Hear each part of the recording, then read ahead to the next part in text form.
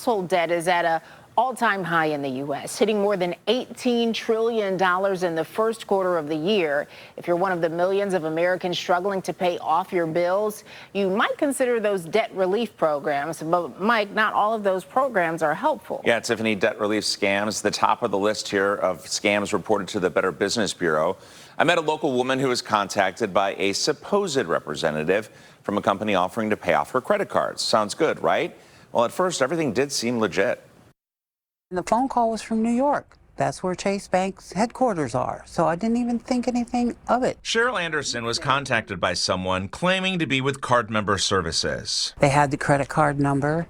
They had the balance that was due on it. And they even knew how much I paid last month. So when they asked for the code and my expiration date, I thought it was really Chase Bank. Cheryl didn't give up that information, but the callers said they had other credit card information of hers. They gave me the numbers, the balance due, and how much I paid last month. Any idea how they got all that information? No. One thing they did say at the beginning is that somebody from Texas had applied for a loan or credit or something with my name and social security number and phone number. The caller offered Cheryl a deal from a company called Quantum Financial USA. So they said that they would have a debt relief program and that I would not be responsible for paying the debt on these credit cards. All Cheryl needed to do was pay a fee of $13,000 to get started. They were going to charge it to one of the credit cards and to Sam's Club. I found out after the fact that Sam's Club had denied that charge, and then they would apply for a Discover card for me so that I'd have access to some money if I needed to go to the store or whatever. And before the end of that phone call, that Discover card, according to them, had been approved.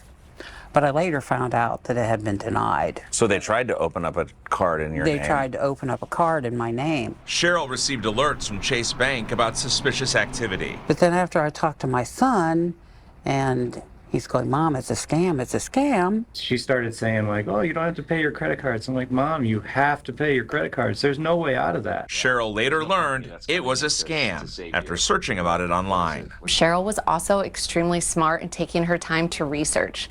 Something didn't feel right, so she took that time to make that phone call and call somebody that she trusted, in this case, her son. Shannon Siegfirth, president and CEO of the Better Business Bureau in Akron, tells me Cheryl's information could have been stolen from various outlets. It's extremely important to be vigilant on what you see online, on who you're giving your information to, and what exactly you're giving them. Now, Cheryl is raising awareness, hoping to prevent others from falling victim to scams like this. I would just write down the information without giving them any information, and then make your own phone calls and then find out if it is in fact real or a scam.